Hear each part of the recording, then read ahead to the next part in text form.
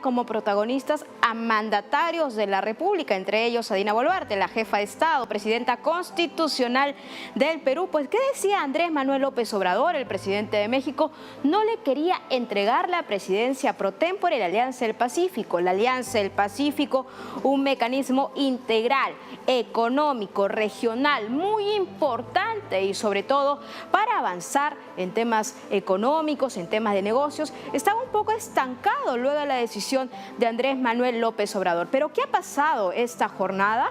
Pues ha habido noticias y también novedades al respecto, porque ahora es Chile quien tiene pues la presidencia pro tempore de momento, porque desde el 1 de agosto, pues según la Cancillería, el Perú se va a hacer cargo de esa presidencia pro tempore. Y tenemos precisamente el comunicado, primero el tuit de la Cancillería peruana, y tenemos ahí a la canciller Ana Gervasi. El 1 de agosto el Perú va a asumir la presidencia pro tempore de la Alianza del Pacífico, luego de una decisión consensuada que reafirma la importancia de preservar el bloque como un mecanismo de integración económica, comercial y de cooperación.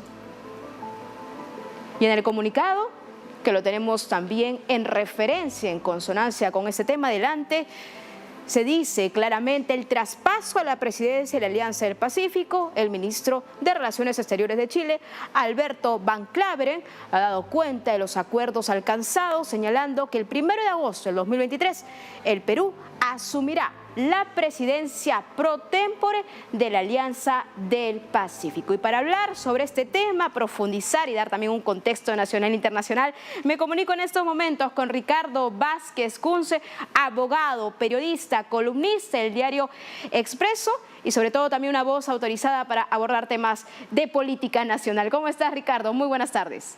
¿Qué tal, Carmen? ¿Cómo te va? Encantado de resolver tus preguntas. Un placer, Ricardo. A ver, ¿qué sensación y qué lectura te da luego de que finalmente, al parecer, hay una luz en todo este túnel oscuro que teníamos incluso calificativos de por medio y donde se ponía en juego también la legitimidad de la presidenta Dina Boluarte como presidenta del Perú?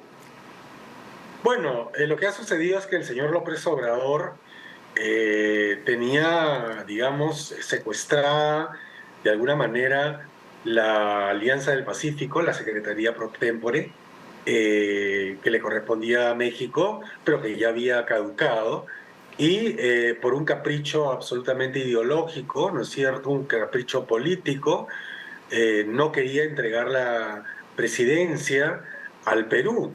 Esto evidentemente no podía continuar en la medida que el señor López Obrador no es un monarca ni tiene derecho alguno sobre esa secretaría de manera, digamos, intemporal. Entonces, él ofreció en su momento dársela a Chile. Yo creo que ya desde ahí se venían cocinando seguramente algún tipo de conversaciones para que Chile asuma la presidencia pro tempore de manera extraordinaria. Y finalmente se ha llegado a una negociación en Santiago, por medio de la cual, bueno, López Obrador de alguna manera se sale con la suya en el sentido de no entregársela directamente al Perú, pero se la entrega a Chile, y Chile evidentemente, que no quiere verse envuelto en ningún lío con el Perú, pues se la va a entregar el 1 de agosto al Perú. Ahora, si me permites ir más a fondo, sí. Yo creo que aquí el problema es que la Alianza del Pacífico está pasando más allá de la crisis por quien la preside, que es lo que nos aboca en este momento. Es una crisis ideológica y política, porque no olvidemos que los países que la conforman, solo el Perú, digamos, tiene algún tipo, tras la caída de Pedro Castillo, de esquema ideológico o esquema de visión mundial diferente a México, donde está López Obrador, a Petro en Colombia, al mismo presidente de Chile, ¿no es cierto?, que es de izquierda. Y entonces yo creo que lo que han querido ellos es hacer implosionar esta alianza o hacerla, mantenerla en stand-by mientras ellos estén en el poder. Entonces no creo que se vaya a, de alguna manera, a ver resultados en estos próximos años hasta que estos presidentes mencionados no salgan del poder, ¿no?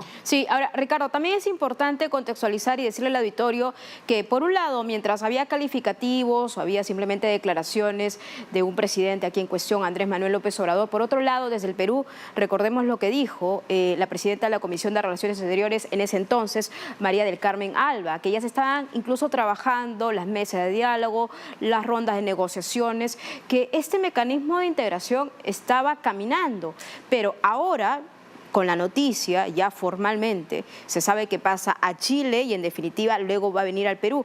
Es decir, se ha tenido que hacer todo un camino, allanar un camino, ¿no?, para viabilizar que finalmente al Perú le toque esta presidencia pro tempore. Entonces, mientras por un lado se está tratando de ideologizar pues este mecanismo de integración comercial, por otro lado había avances, pero obviamente no se visibilizaba, sino se estaba trabajando a la par. Claro, seguramente que hay la burocracia internacional que se hace cargo de estos instrumentos digamos, de integración, ha seguido trabajando. Lo que pasa es que va a ser muy difícil que ese trabajo llegue a algún fin concreto o algún fin importante, porque al final hay una decisión política de los presidentes de izquierda, de América Latina, de estos presidentes que hemos mencionado, de que ellos en realidad no sintonizan, no comulgan con, digamos, el horizonte que tiene la Alianza del Pacífico, que es precisamente una integración de mercados, una integración de personas, una integración de bienes, servicios, etcétera. Entonces es lo que ellos llaman un modelo neoliberal, un modelo al servicio del capitalismo. Entonces es bastante difícil que con este tipo de mandatarios hoy en el poder, en Colombia, en México, en Chile, pues, y en solitario el Perú, se vaya a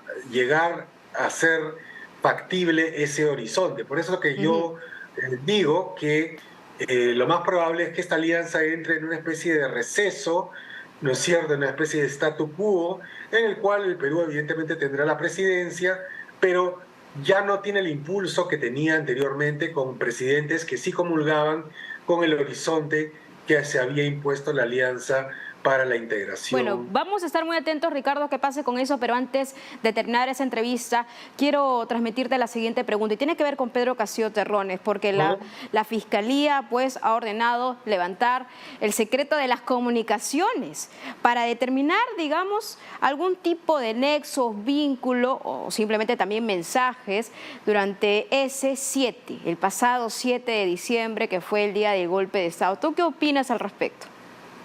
Bueno, que llega demasiado tarde el pedido de la Fiscalía. Pedro Castillo Terrones tenía hasta 9 chips de celular y han pasado más de 6 meses de su golpe de Estado. Y bueno, la Fiscalía debió haber actuado de inmediato si quería tener resultados, debió haber pedido al Poder Judicial que le levantara el secreto de las comunicaciones. Ahora, tengo entendido que esos chips están a buen recaudo, que evidentemente no se puede pues, manipular lo que los chips, digamos, han guardado en su memoria. Han guardado en su memoria. Y bueno, vamos a ver exactamente qué es lo que nos dicen los chips. Pero lo que quiero recalcar es que deja mucho que desear la lentitud de la Fiscalía en solicitar este tipo de información. No se entiende, no es atendible al sentido común que tanto tiempo después del golpe de Estado se esté recabando recién la solicitud para que el Poder Judicial levante el secreto de las informaciones. Ahora, no solamente está seguramente en estos chips información que tiene que ver con el golpe, sino seguramente información que tiene que ver con otras carpetas fiscales que tienen que ver con la corrupción denunciada en el gobierno de Pedro Castillo, que seguramente será derivada a las fiscalías y y a yo la creo, juzgadas. Ricardo, que ese punto es el más importante, ya cerrando la entrevista, querido Ricardo, porque en definitiva es ahí donde se pueden incluso encontrar algunos elementos que faltaban cerrar el círculo en las otras carpetas fiscales que son determinantes,